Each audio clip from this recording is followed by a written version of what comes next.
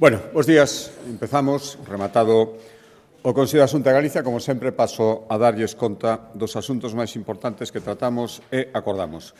O primeiro asunto, máis que nada, unha toma de razón, que espero que sexa o prolegómeno, a acordos importantes que teñan que chegar, agardo que non en demasiado tempo, especialmente oportunos neste momento. Estou falando da posible, en curso agora mesmo, transferencia da Xunta de Galicia da capacidade para outorgar permisos de traballo vinculados a permisos de residencia. O sea, a Consellería de Emprego elevou un informe a Consello que incide no que hai tempo que levamos falando. Hai sectores clave na economía galega, o agro, o turismo, a construción e outros moitos que a día de hoxe non atopan man de obra, e a parte dos esforzos internos que se podan facer en canto a formación, en canto a reciclarse e incentivos a persoas que xa están aquí para que se adiquen a estes sectores, hai outra solución que é apostar por ese talento, esa capacidade, eses profesionais, traelos de outros países. A estrategia Retorna está paliando en parte estas necesidades, pero é certo tamén que non é dabondo e que cando falamos de persoas, saben que unha das requisitos da estrategia Retorna é ter a nacionalidade española. Cando non se ten esta nacionalidade, os problemas e os trámites varían moito e non para millor. Saben que, polo tanto, ante esta situación, a Xunta de Galicia solicitou o pasado verán o Estado asumir as competencias para poder xestionar estes permisos de traballo, competencias que xa teñen agora mesmo o País Vasco e Cataluña, e que é certo que durante moito tempo, a pesar de que o ministro Torres, cando estivo aquí en Santiago con ocasión da transferencia do litoral, decía que o veía ben, tardamos varios meses en ni siquiera poder empezar as primeiras xestións, pero é certo que nas últimas semanas parece que, afortunadamente, o tema colleu máis velocidade e a semana pasada celebrouse esa primeira reunión formal, técnica, para intentar facer efectivo este traspaso. O que hoxe informou e tomou razón o Consello, o conselleiro responsable, o Consello de Emprego, é que o Estado xa trasladou á Xunta de Galicia un borrador no que se contempla o traspaso de competencias para outorgar os permisos iniciais de residencia e traballo para persoas estranxeiras, é dicir, persoas que non teñan a nacionalidade española. Insisto en que esta é a principal diferencia coa estrategia Retorna. Este é un paso que agradecemos, podía terse dado bastantes meses antes, pero agora o que urximos é o Goberno a seguir avanzando nos trámites para facer efectivas estas competencias e poder exercerlas neste ano 2026. O seguinte paso, estamos examinando ese borrador, falta tamén unha memoria económica que recolla a transferencia de medios materiais e persoais, e, ao mesmo tempo, ademais desta competencia, si se traspasara, e para que isto sexa realmente efectivo, sería necesario seguir avanzando na homologación de títulos estranxeiros ou na necesaria actualización do catálogo de postos de traballo de difícil cobertura. Isto sería necesario facelo tamén a nivel nacional, están demandando os sectores económicos, os sectores empresariais, a maioría das comunidades autónomas. Bueno, se se falla a nivel global, non sería necesario traspasar a competencia, senón, se hai que facelo autonomía a autonomía, nós tamén o pediríamos. Pero ahora o que queremos, sobre todo, é pechar esta competencia que xa teñen, insisto, País Vasco e Cataluña, e creemos que neste momento é especialmente oportuno. A aposta de Galicia é coñecida por acoller unha migración ordenada, e non hai mellor maneira de facela ordenada que acoller aquí a persoas que xa veñen sabendo o seu destino laboral, por suposto, coas súas familias, e incluso cun contrato de traballo que necesita para poder facerse efectivo estas competencias que agora queremos facer, porque tamén a experiencia o que demostra é que agora mesmo en manos do Estado os tempos son amplísimos, moito máis do que creemos que é posible, e por iso reclamamos esta competencia, e eu agardo que durante este ano se poida pechar, chegar a un acordo deste proceso que xa empezou, e que Galicia poida, ahora mesmo, insisto, son Cataluña e País Vasco, poida outorgar estes permisos de traballo vinculados a permisos de residencia. Cambio de asunto. A proposta da Consellería de Vivenda, hoxe tomamos unha determinación derivada dunha situación que se alonga xa no tempo moito máis do que debería. A proposta da Consellería de Vivenda nas súas competencias de infraestructuras. Saben que existe, emiteuse o ano pasado un ditamen da Comisión Europea, donde cuestionaba abertamente a legalidade da prórroga da concesión da P9 ata o ano 2048. A Comisión Europea deu un último aviso, en realidade, ao Goberno central, advertindo que podería incluso ser levada España ante o Tribunal de Xustiza da Unión Europea se non tomaba as medidas axeitadas. Hai máis de 3 meses xa que a Xunta solicitou ao Ministerio de Transportes que nos facilitase a documentación que lle enviou a Unión Europea e tamén a resposta que deron sobre esta cuestión tamén a Comisión, a Unión Europea. Non obtivemos ningún tipo de resposta, volvimos a insistir e hoxe o que acordamos é dar xa un prazo dun mes, dirixirnos ao Goberno e dicirlle que se nun prazo dun mes non nos achega o solicitado a resposta ao dictamen da Unión Europea sobre a prórroga da P9, emprenderemos accións judiciais e entablaremos un recurso contencioso administrativo contra esta falta de resposta do Goberno central. Coñecen a situación perfectamente. Incluso vimos noutras zonas se están xa eliminando peaxes e a P9 volveu a subir un 5% o inicio deste ano. Por lo tanto, seguimos insistindo en que a única solución nestes momentos, e así a máis acordou o Parlamento Galego por unanimidade, é rescate e transferencia, primeiro rescate, despois transferencia da xestión da autoestrada, e por iso damos este paso, necesitamos coñecer que está facendo e cales son as xestións. Xa coñecemos as manifestacións, se daban hai uns días outra vez do Goberno Central no senso negativo, de decir que é unha concesión en vigor e non pensan facer nada, pero a Unión Europea é quen lle está requerindo e queremos saber o que lle está respondendo a Unión Europea para actuar en consecuencia. Sigo en infraestructuras. A proposta desta Consellería, hoxe aprobamos o proxecto definitivo, cambio de acordo, para construir unha senda peonil e ciclista que una o núcleo urbano do Concello de A Guarda co lugar de Camposancos. 1,3 millóns de euros, vai ter 3 kilómetros esta senda, irá en paralelo a estrada que sube cara ao monte Santa Tecra. A previsión é licitar as obras nestes primeiros meses do 2026 e o prazo de execución sería entre 8 e 9 meses. Sigo en infraestructuras, neste caso a proposta da Consellería do Mar. Hoxe acordamos someter información pública o que vai ser a obra máis importante en canto a orzamento emprendida nunca como obra unitaria por Portos de Galicia. Estou falando da dragaxe do río Lérez en Pontevedra, 12 millóns de euros, cumprindo unha demanda histórica de moitos sectores do Concello de Pontevedra,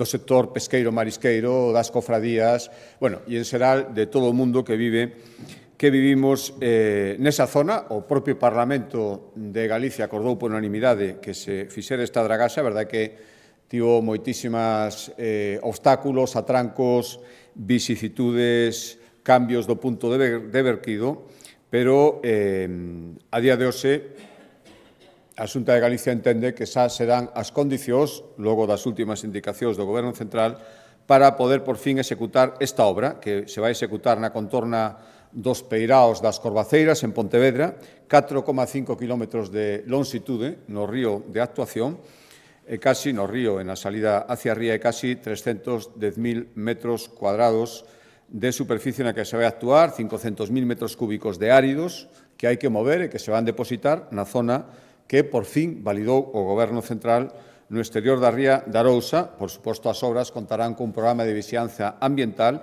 para que, dende o principio até o final, se garanta que se cumplen todas as garantías e requisitos que se estableceron. A actuación vai ser licitada ao longo deste ano, xa digo, 12 millóns de euros, e esperamos que a dragaxe poida comenzar como moi tarde, a principios do ano 2027, despois de moitísimos anos de espera, e que a explotación marisqueira e a operatividade das embarcacións que chegan hasta o fondo, casi hasta a cidade de Pontevedra, se vexa millorada moi notablemente. Cambio de acordo. A proposta da Consellería de Educación, hoxe demos o visto e prace a destinar casi 18 millóns de euros a facilitar que miles de alumnos e profesores se poidan formar este curso escolar no estranxeiro para mellorar as súas habilidades lingüísticas, as súas competencias lingüísticas. Son moitas as actuacións, pois, por exemplo, engloban estes 18 millóns o programa Erasmus+, que é o suplemento á axuda da Xunta de Galicia, que a Xunta de Galicia concede aos estudiantes que se acollen ao programa Erasmus, que, como saben, é de ámbito da Organización Europea, pero teñen unha axuda suplementaria Erasmus Plus da Xunta de Galicia. Tamén vai permitir que máis de 1000 estudiantes de bacharelato poidan facer estadías lingüísticas durante o verán noutro país. Tamén haberá máis de 300 prazas dirixidas a docentes, para que poidan incluso pasar todo un curso escolar integrados nun centro docente no estranxeiro para mellorar as súas capacidades lingüísticas. E tamén hai unha parte adicada aos intercambios de alumnos con colexios e institucións de outros países, é dicir, tanto que os nosos alumnos vayan ali como que os de outros países veñen aquí e pasen durante un tempo integrados na actividade docente dos nosos centros. En total, 18 millóns de euros e entre docentes e profesores, máis de 8.000 alumnos e docentes beneficiados. A proposta da Consellería de Cultura, hoxe demoslle luz verde o plan de dinamización da lectura en Galicia, que vai investir ata 60 millóns de euros ata o ano 2029. Que buscamos? Pois incrementar o hábito de lectura entre os galegos e galegas. As enquisas indican que casi 2/3 partes da poboación en Galicia adoita ler libros, polo menos durante un tempo, despois varía a cantidad dese tempo durante o seu tempo libre. Queremos primeiro normalizar este costume e tamén ampliarlo. Ata agora había unha serie de medidas específicas para conseguir este objetivo e o que facemos agora é englobalas neste plan que hoxe aprobamos, neste plan de dinamización de lectura de Galicia. Cales son os objetivos? Pois este 66%, 2/3 partes que les decía, incrementar ata un máximo de 10 puntos a taxa de persoas que afirman que len con certa regularidade e incluso lograr que o 65% dos galegos adquira o hábito de ler cada semana, é dicir, que esta regularidade, esta habitualidade, sexa unha habitualidade semanal. Ata de agora, o 66% é xente que afirmou ler no último trimestre e queremos que ese 65%, ese 45% que actualmente de galegos di que lee todas as semanas, suba, como les decía, ata o 65%. Hai moitas medidas, plans locais de lectura, colaboracións entre administracións e o tecido cultural de cada localidade, reforzar a programación e fomento de lectura nas escolas, reforzar a rede de bibliotecas, potenciar o libro en galego e a posta en marcha do Observatorio de Lectura de Galicia para facer un seguimento destas medidas implantadas. Xa digo, 60 millóns de euros, empezando este ano, e rematando no ano 2029 para incrementar en 10 puntos os hábitos de lectura dos galegos. Cambio de Consellería e de acordo a proposta da Consellería de Emprego, igual que a semana pasada, recordarán, acordábamos 2,5 millóns de euros para axudar os galegos que retornan nos gastos de primeira instalación, hoxe acordamos unha axuda total de 1 millón de euros para os primeiros gastos dos galegos que retornan e inician unha actividade de emprendemento. É dicir, que retornan a Galicia e, aparte dos gastos que poidan ter o primeiro establecemento, tamén os primeiros gastos nunha actividade emprendedora. En 1 millón de euros esperamos axudar a posta en marcha de 150 proxectos. Se os proxectos, ademais, son en zonas rurais, recibirán unha achega maior. Paso ao sector primario, a proposta da Consellería de Medio Rural, tomamos un acordo importante para unha actividade económica tamén importante no noso rural. Estou falando da produción de ovos. Ten unha especial relevancia en Galicia, as cifras así o acreditan. En Galicia hai 2 millóns de galiñas poñedoras en casi 100 explotacións que producen cada ano 152 millóns de dúcias de ovos. Que fixemos hoxe? Aprobar un decreto específico para Galicia que regula o marcado e o embalaxe dos ovos, buscando axilizar a súa venda, reducir as tarefas que teñen que realizar os produtores e adaptar toda esta actividade moi reglada, estamos falando moitas veces de produtos para exportación, á idiosincrasia e á maneira de producir que existe en Galicia. Imos ser a primeira comunidade autónoma en desenvolver un decreto específico, ata agora hai un de carácter nacional, pero a normativa europea prevé estas adaptacións, sempre, por suposto, cumplindo os requerimentos da normativa europea cando sexa máis convinte para a actividade que se produce en cada territorio, que é o que facemos agora. E, por lo tanto, este decreto regula é amplio, onde ten que facerse o marcado dos ovos, ata a información que ten que ir na embalaxe. Hai varias novedades. A principal é que ata agora non se podía, e a partir de agora o marcado dos ovos vaise poder facer nos centros de embalaxe e non son nas granxas, como toda agora. Por lo tanto, isto libera as granxas dunha actividade que lle supoñía moitos esforzos e moitos requerimentos en canto a espacio, en canto a tempo, en canto a mecánica de traballo. Entendemos que é posible que todas estas actividades de marcado se poidan facer xa directamente nos centros de embalaxe. Por lo tanto, isto vai aforrar tempo ás explotacións e vai evitar, pois eso, que teñan, entre outras cousas, que ter un espacio dedicado só a esta tarefa. E tamén o decreto establece cando non hai obligación de marcar os ovos.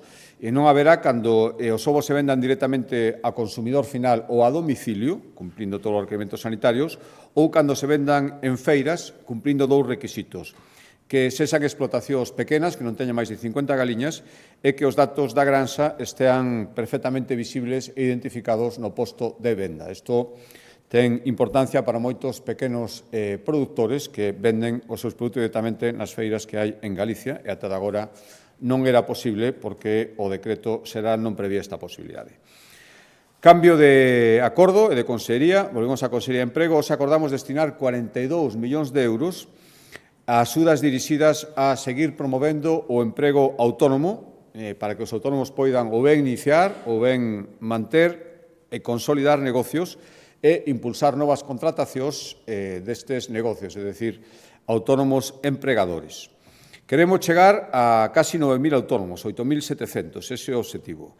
Saben que isto xa foi o ano pasado, por segundo ano, vanse publicar todas as órdenes que antes estaban dispersas, tiñan diferentes convocatorias e diferente escalonamento no tempo, nunha única convocatoria, e, sen dúbida, isto xa o fixo o ano pasado e volverá a facilitar moito que os autónomos poidan achegar e coñecer e tramitar estas axudas. Hai novidades respecto a axudas, por exemplo, do ano pasado. Por exemplo, ampliamos a 2 anos a cobertura de cota cero cando as actividades autónomos sexan nos sectores da agricultura, gandería ou silvicultura. Toda agora había un ano de cota cero nestes sectores, ampliamos a 2 anos, incrementamos tamén nun 20% as axudas para a remuda xeracional, para facilitar o traspaso de negocios rentables que non se pechen por falta de relevo.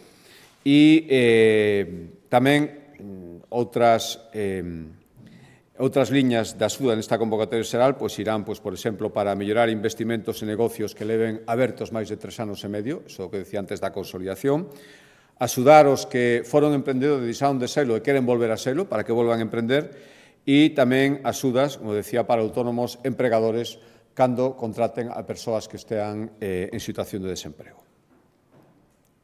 Cambio de acordo de Consellería, non un acordo, é un balanzo que presenta periódicamente a Consellería de Facenda sobre a execución dos fondos MRR, fondos Next Generation, que lle foron traspasados á Xunta de Galicia. Galicia ten asignados, por parte do Goberno Central, 1.745 millóns de euros procedentes con orixen MRR, fondos Next Generation, para entendernos. Ainda non recibimos todos, quedan desa asignación que se nos comunicou, quedan todavía por traspasarnos, e mentre non se traspase nada se pode facer, 106 millóns de euros, é dicir, 2.745 millóns de euros.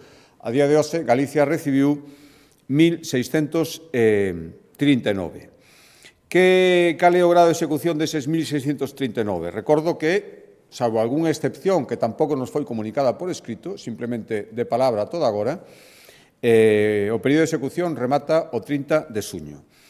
Están adxudicados o 88% dos fondos recibidos, 1.449 millóns de euros. É dicir, xa teñen adxudicatario, moitísimos deles justificados e o resto en fase de adxudicación. Algo máis do 88% dos fondos e o 96% xa están convocados.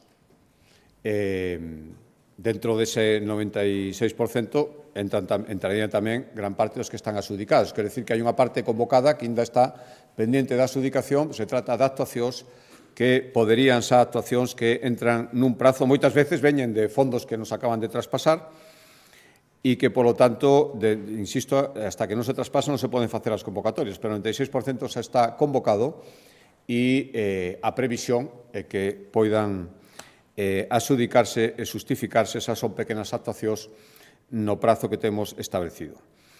48.000 persoas foron beneficiadas, persoas físicas, e 7.000 entidades e sociedades. Estou falando dese 88% de adxudicatarios.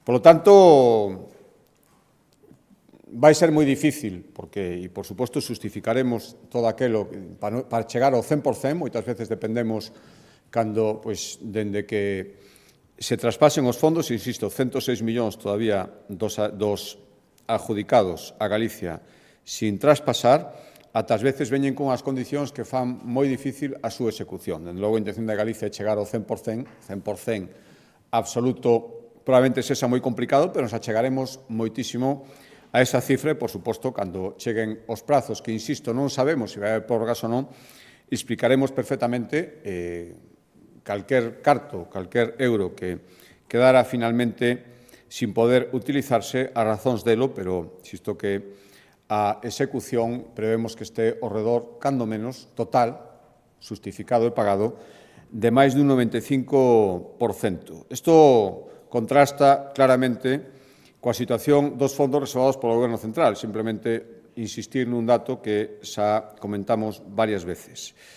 Nos referente aos PERTES, os proxectos industriais, hai máis de 20.600 millóns de euros ou sin adxudicar ou directamente a maioría sin ni siquiera convocar, fondos que rematan o 30 de xuño e fondos reservados polo Goberno Central, e non sería polas veces que se dixo durante estes anos que se traspasaran as comunidades autónomas. Cambio de acordo de consellería. Seguimos cumprindo o obxectivo de prácticamente todos os consellos de chegar ás 8.000 vivendas protegidas. O compromiso, como saben, ampliado. Outro día presentábamos o Plan de Vivenda de Galicia e anunciábamos que queremos chegar no ano 2030 ás 10.000 vivendas promovidas pola Xunta de Galicia, é dicir, facer 2.000 máis, 6.000 máis dende o ano 24. Para seguir cumprindo este compromiso, o compromiso das 4.000, en 4 anos, hoxe damos un paso máis e o facemos nas cidades de Lugo e no concello de Ribadeo. Xa estamos promovendo vivenda pública, tanto na cidade de Lugo como no concello de Ribadeo. De feito, 600 na cidade de Lugo están en marcha e 6 para rehabilitar no casco histórico de Ribadeo. Pero tamén queremos facilitar, a parte das que promove a Xunta de Galicia directamente, que promotores ou cooperativas poidan facer vivenda protexida na súa gran parte nestas vilas, en Lugo e en Ribadeo. E o que fixemos hoxe para conseguir ese objetivo é habilitar solo residencial nos concellos de Lugo e Ribadeo para que sobre ese solo residencial, que ata agora non tiña esa calificación, se poidan construir en total, entre Lugo e Ribadeo, 1.565 novas vivendas, das cales o 80% teñen que ter o carácter social, o carácter de protegidas. Por lo tanto, o que fixemos hoxe foi aprobar o PIA, o Proxecto de Interés Autonómico, para, por unha banda, desenvolver no barrio do Sagrado Corazón 1.265 vivendas, das cales o 80%, como decía, teñen que ser protegidas. Van ser 12 hectáreas de terreo que están preto da futura estación intermodal.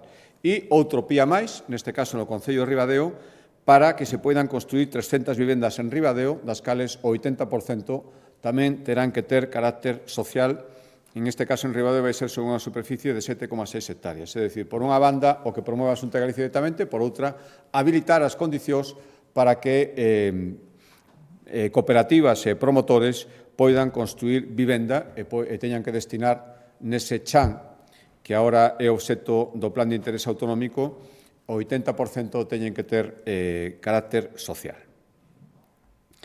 Dous últimos acordos en materia de sanidade, antes do acordo central que explicará o Consello de Presidencia, que siguen demostrando o esforzo importantísimo que fai a sanidade pública galega nos aspectos nos pacientes onde ese esforzo non pode guardar ningún tipo de dúbida. Estou falando de todas as terapias que teñen que ver coa oncoloxía e co lugar ponteiro que a este respecto está ocupando Galicia.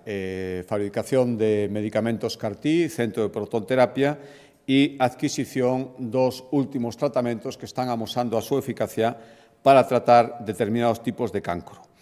O acordo que tomamos hoxe se refere ao tratamento do mieloma, que é o segundo tumor de sangue máis frecuente e que afecta, sobre todo, a pacientes a partir dos 65 anos. Hai uns meses xa acordamos no Consello da Xunta de Galicia adquirir medicamentos CAR-T por valor de 100 millóns de euros, recordarán, para atender a 250 pacientes. E hoxe engadimos un novo acordo para pacientes para os que estes medicamentos CAR-T non son eficaces, pero sí que hai outros que poden ser. Por lo tanto, tomamos o acordo de destinar para adquirir este ano 60 millóns de euros para medicamentos innovadores contra o mieloma múltiple complementarios o efecto que fan e para outro tipo de pacientes os medicamentos CAR-T tamén contra o mieloma. Neste caso, estes 60 millóns de euros están destinados a tratar a 625 pacientes que poden ter efectos moi beneficiosos si son tratados con estes medicamentos. En total sería, engadindo o acordo hai uns meses para tratar o mieloma 100 millóns para 250 pacientes e agora engadimos 60 millóns de euros para 625 pacientes para tratamentos moi personalizados, con moitos menos efectos adversos que, por exemplo, a quimioterapia e que están revelando a súa eficacia. Este acordo dos 60 millóns vai se facer por compra centralizada para 7 áreas sanitarias, pero creo que amosa ben as claras a aposta da Xunta de Galicia, por tanto, de todos os galegos, por facer un esforzo especial cando estes medicamentos están amosando a súa eficacia e moitas veces son a diferencia entre vivir e non vivir. Outro acordo da Consellería de Sanidade ten que ver con atención na medicina primaria e, aparte, cumprir cun compromiso anunciado no último debate sobre política xeral no Parlamento de Galicia.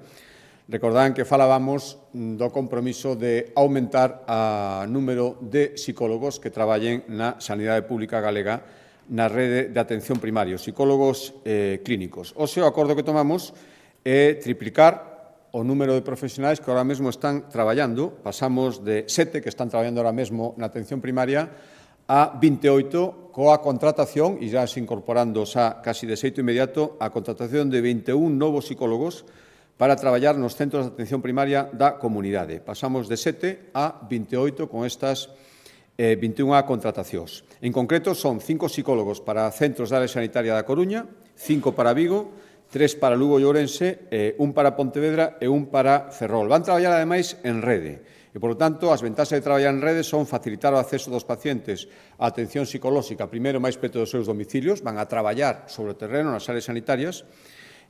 Non só van pasar consulta, que, por suposto, van pasarlas, sino tamén van diseñar actividades preventivas e de promoción da saúde mental entre a poboación. E, ademais, o objetivo, os anuncio, é seguir aumentando progresivamente esta rede de psicólogos clínicos na atención primaria ata chegar ao número de 50, que se engaden aos profesionais que xa están traballando na atención primaria agora mesmo, como son nutricionistas, fisioterapeutas, odontólogos ou farmacéuticos fora dos profesionais sanitarios de enfermería e medicina. E recordar tamén que en varios centros de atención primaria xa se poden facer radiografías, ecografías ou cirurxías ambulatorias menores en algúns casos. Por lo tanto, un acordo directamente dirixido a seguir reforzando a atención primaria de xeito integral e global. E o último acordo, que explicará máis polo miúdo o Consello de Presidencia, ten que ver cun longo traballo que agora ve xa os froitos, no senso de que comeza a tramitación, a fase final, para que Galicia dispoña dunha nova lei de administración local. A Vicente ten máis de casi 30 anos de vixencia, é do ano 97, e hoxe o que acordamos, insisto, despois dun longo traballo, é iniciar o trámite de información pública, é dicir, pistoletazo de salida para elaborar o anteproxecto da nova lei de administración local de Galicia. Para que? Pois para facer a adaptación desta normativa, en 30 anos hai moitas cousas que adaptar, houve cambios legislativos, tecnolóxicos, sociais que repercuten directamente na administración local e por iso queremos regularla, modernizar, en definitiva, o marco local, fomentar a cooperación entre administracións, imos regular con maior claridade as competencias municipais, establecer un réximen especial para os municipios que teñen que facer fronte ao reto demográfico,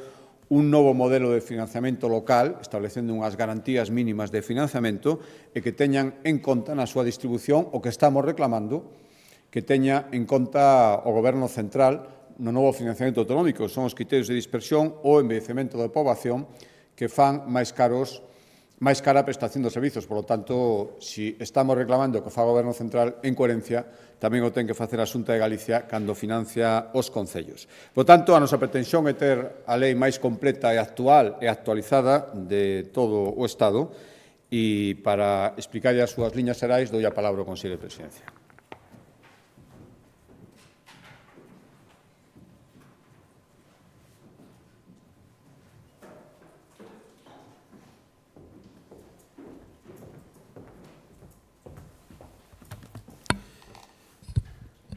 Moi bo día a todos e a todas. Pois, como decía o presidente, comparezose nesta rolda de prensa para informarnos dos avances na tramitación da nova Lei de Administración Local de Galicia. Como decíamos, hoxe o Consello de Xunta autorizou o inicio do trámite de audiencia e de información pública ao anteproxecto desta lei. É un texto innovador, un texto necesario, vanguardista, pero tamén complexo na súa preparación durante longos meses. Trátase dunha reforma integral da norma tras casi 30 anos de vixencia para adaptala á realidade actual do eido local, tras os importantes cambios normativos, tecnolóxicos, sociais das últimas décadas. Hoxe presentamos unha lei, un anteproxecto que vai a ser unha lei pioneira que convertirá a Galicia nun referente estatal, como comprobamos ao longo destes meses con sucesivas consultas de outros responsables autonómicos. Se trata de adaptar a normativa á realidade demográfica e ás necesidades reais que teñen os concellos. Non existe ningunha outra norma autonómica no Estado que inclúan a regulación tan completa, actual e vanguardista como esta. Buscamos, ante todo, solucións prácticas e operativas que axuden ao funcionamento diario das entidades locais e, sobre todo, que atendan aos retos presentes e futuros que teñen por diante. Que aspectos se abordan? Pois se abordan fundamentalmente, en primeiro lugar, unha claridade competencial. Hai que decir que non incrementa as competencias para ninguén, senón que as clarifica, tanto as competencias da Xunta como as competencias das entidades locais. En segundo lugar, se produce un reforzamento do papel das deputacións provinciais. A nova lei concreta e detalla cales son as funcións que as deputacións provinciais, como garantes da autonomía local, en especial da asistencia aos concellos máis pequenos ou con maiores dificultades. Ao mesmo tempo, vai a conlevar que deixen de existir municipios de primeira, segunda ou terceira categoría en función da deputación a que pertence, porque se produce unha unificación destes servicios. En terceiro lugar, se aborda o reto demográfico frente á inanición do Goberno central. Establécese un réximen especial con medidas tendentes a reforzar a capacidade dos concellos en situación de reto demográfico, artellando unha serie de medidas de apoio e colaboración tanto de carácter económico como de carácter organizativo. Está adaptada á realidade demográfica galega, posto que o 90% dos concellos de Galicia ten menos de 15.000 habitantes. Así se definirán cada ano, segundo as estadísticas do IGE, cales son os concellos que se atopan en situación de reto demográfico. En cuarto lugar, se incorpora diversas fórmulas innovadoras de cooperación e colaboración. Falamos das áreas funcionais de carácter temporal que permitirá que varios concellos se podan agrupar para a prestación de determinados servicios ou agrupacións en materia de persoal para compartir persoal municipal. En quinto lugar, se produce unha modernización por completo do réximen de organización e funcionamento das entidades locais despois de 30 anos de vixencia. Establécese un novo marco que introduce as principais tendencias vanguardas normativas con figuras adaptadas á realidade actual, inteligencia artificial, novas tecnoloxías, etc. E, en sexto lugar, falamos do financiamento, como non podía ser de outro xeito. Unha das grandes novidades desta norma é que a lei abordará un novo sistema de financiamento local. Aínda que, como saben, a capacidade desta materia é limitada por parte da Xunta de Galicia, porque o sistema de financiamento local corresponde ao Goberno central. Pero, como é lóxico, nos tiñamos que, na nosa parte de corresponsabilidade de poder actuar, establecer un cambio nese financiamento. Coa nova lei reformulamos precisamente, dentro dese marco das nosas competencias, esta parte do financiamento, introducindo criterios que para nós son fundamentais. Estamos a falar da dispersión xeográfica e do envellecemento. Son criterios que a Xunta de Galicia já está reclamando continuamente o Estado para poder ser introducidos nun novo sistema de financiamento autonómico. Lóxicamente, eses mesmos criterios son os que nós temos que aplicar tamén aos concellos en Galicia. Ademais, o novo sistema ten outras novidades para garantir a suficiencia financiera dos concellos. Por exemplo, incrementamos os fondos incondicionados, de xeito que destinen eses fondos para as necesidades que os concellos determinen. Incrementamos a garantía de mínimos a todos os concellos. Vámola incrementar con respecto ao actual sistema en máis de 20 millóns de euros. Vamos a facer que a participación dos concellos nos tributos autonómicos crezca como mínimo na mesma porcentaxe que evolucionan os ingresos da comunidade autónoma. E o reparto dos recursos vai a ser máis equitativo, posto que se van a introducir variables novas. Falábamos do envellecemento, falábamos da dispersión xeográfica, pero tamén vamos a falar daqueles concellos que se atopen nunha situación de reto demográfico e tamén de aqueles concellos segundo o seu esforzo fiscal. Por lo tanto, nesta línea, me gustaría recordar neste momento que o ano 2026 o Goberno galego volveu a reforzar o seu apoio aos concellos de Galicia con cifras históricas. Este ano, 2026, vamos a chegar aos 670 millóns de euros, casi 30 millóns máis que o ano 25, que foi a cifra máis alta da historia. O Fondo de Cooperación Local se incrementa ata os 187 millóns de euros, que son 20 máis que no exercicio último ano 25. Lóxicamente, esta regulación por sí mesma non soluciona todos os problemas de financiamento local dos concellos, por varias razóns. En primeiro lugar, como xa dixen, porque non é unha competencia autonómica a reforma integral das facendas locais nin das bases do réximen local. E, en segundo lugar, porque esta é unha norma transversal, unha norma marco, unha norma paraugas que fixa os principios e criterios que teñen que ser desenvolvidos, lóxicamente, por cada unha das materias polas distintas normas sectoriais. Pero sí que marca, e ben marcada, ademais, polo carácter dialogante da Xunta de Galicia. E temos que, neste momento, rescatar a última negociación que fixemos para un dos principais problemas de financiamento dos concellos, que era o Servicio de Axuda no Fogar. A Xunta de Galicia foi quen de conquerir un acordo coa FEGAN nestas últimas semanas que vai a supoñer, cando remate esta legislatura, van a recibir un 50% máis de aportación do que estaban a recibir ao principio da legislatura. Por lo tanto, creo que ese acordo e ese carácter de negociación da Xunta de Galicia é importante cos concellos.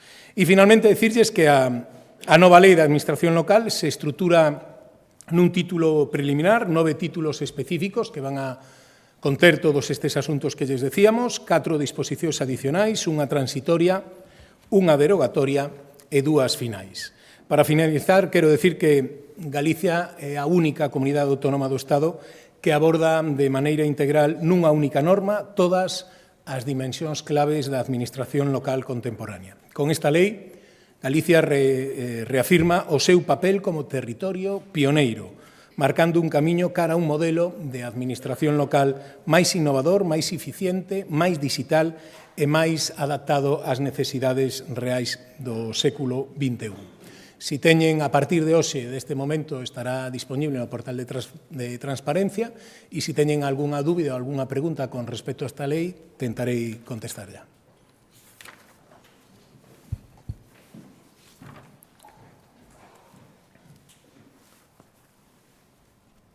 Si, falaba de que é unha lei longamente esperada. Cando prevé o Goberno que poda estar aprobada ou que se inicie a súa tramitación no Parlamento?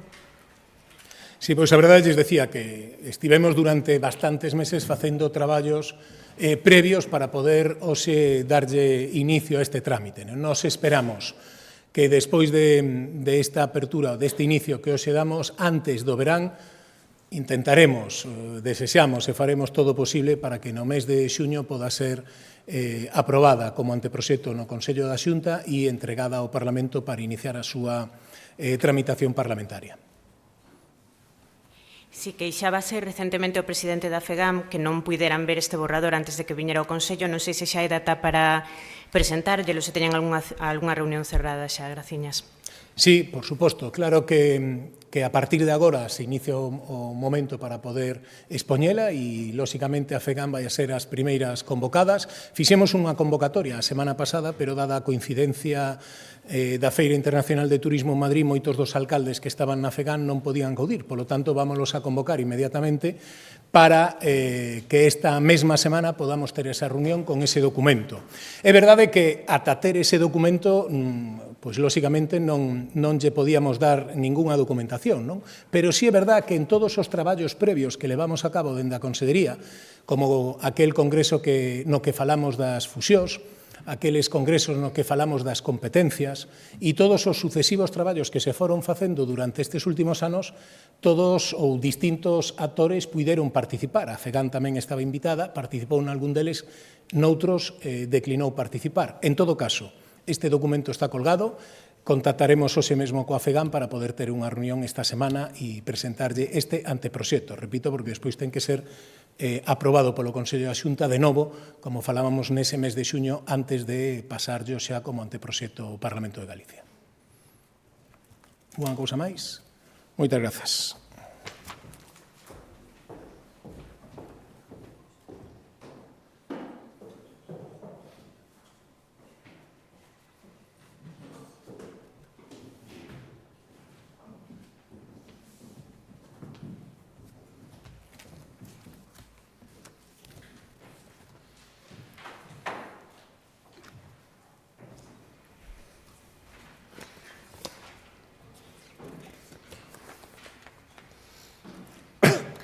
Boa tarde. Sobre un asunto de actualidade a nivel estatal, queríalle preguntar se vostede concorda coa opinión da súa compañera de partido, Isabel Díaz Ayuso, sobre que hai un intento de manipular o censo con esta regularización de migrantes que se está propoñendo. Gracias.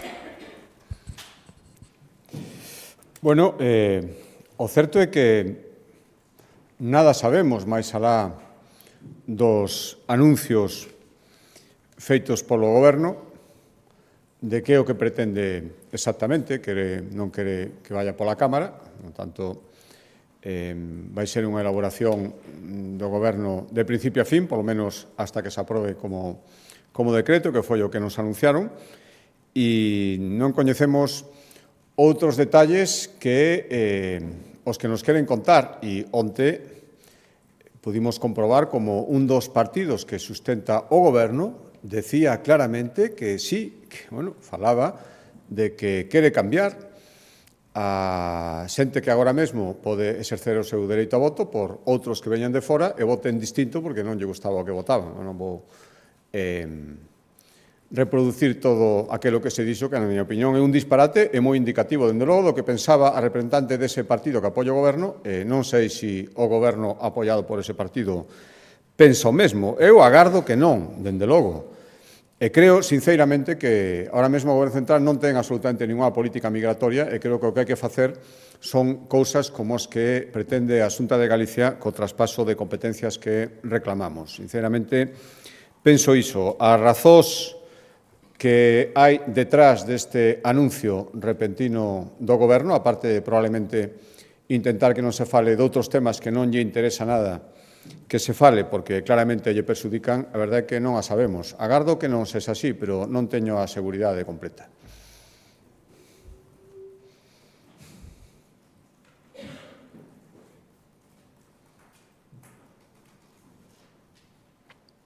Bo día, presidente. Eu quería preguntarlle por esa rotura da balsa do Monteneme, un pouco saber como está a situación e que medidas se van a levar a cabo. Sí, bueno, primeiro, aproveitando a pregunta, agradecer a todas as persoas que dende a rotura o sábado, hai 2 días, estiveron traballando, creo que dun xeito exemplar, tanto profesionais de emerxencias, os servicios que dependían dos concellos afectados, por suposto, os da Xunta de Galicia. Afortunadamente, as análisis así o acreditan, por lo menos até este momento non se produciu contaminación de ningún acuífero, ni o que estaba chegando ata o mar. Agora mesmo hai conclusións que se van avanzando, pero eu, sinceramente, nestes temas creo que esta mañán había, descoñezo se remataron esa reunións de carácter técnico para determinar exactamente as causas e as medidas preventivas que houbera que tomar no seu caso para evitar que volva a producirse. A Xunta de Galicia estaba facendo unhas obras, pero non na zona onde se produciu o derrubamento. Bueno, o que nos están dicindo é que teñe moito que ver coas chuvias destes últimos días, pero eu, sinceramente, prefiro, unha vez constatado que non houve contaminación, que é o que máis nos preocupaba, nin desgracias persoais, por suposto, o que non nos preocupaba no primeiro momento, agora imos esperar esas conclusións, que agardo que sexan rápidas, para ver se houbera que actuar en consecuencia. A Xunta de Galicia, recordo que xa estaba actuando noutra zona onde técnicamente se determinou que era necesario facelo, se limpiaron os escombros por a mesma empresa que estaba facendo esas obras, e agora agardemos que, dende logo, esta semana, eu agardo así, teñamos máis precisión técnica sobre o acontecido.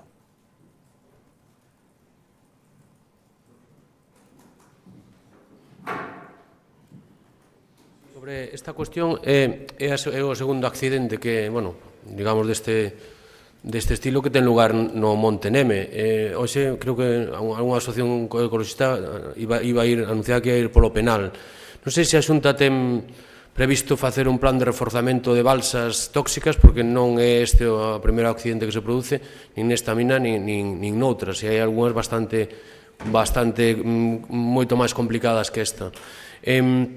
Logo, unha segunda cuestión, quería preguntarlle sobre a manifestación de onte, porque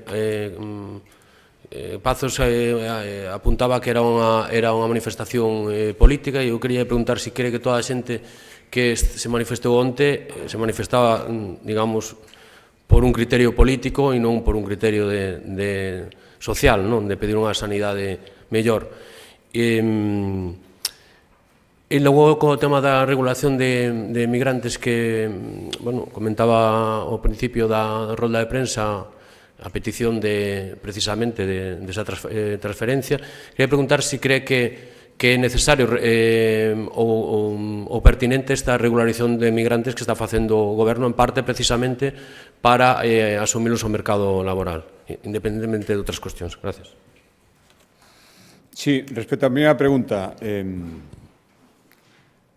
bueno, de feito, nós nesta zona, na zona desta mina, sin actividade agora, xa estábamos facendo obras, logo de facer un análise determinar que eran necesarias, ou incluso aprobamos no Consello da Xunta de Galicia, explicáramos aquí, por máis de 1 millón de euros. Por lo tanto, claro que facemos exámenes e seguimento, e onde se determina técnicamente que é necesario, a Xunta actúa. Por iso vamos a ver exactamente as causas de todo isto. Xa sei que hai algúns que fan o de sempre, ¿no? Denuncia penal directamente, sin esperar ni siquiera a un dictamen técnico que se vai emitir a moi pouco tempo despois de que se producira este desprendimento.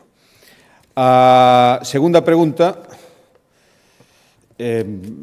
por suposto, eu vou a decir respecto ás persoas que se manifestan, e especialmente as persoas que se manifestan de boa fe, e estou seguro que na manifestación de onte as había. Igual de seguro que estou que había xente que estaba ali única e exclusivamente por razóns políticas e por decisións políticas de seguir creando a situación, un día por un tema, outro día por outro, onde tocaba sanidade e E ali foron. Por que digo todo isto?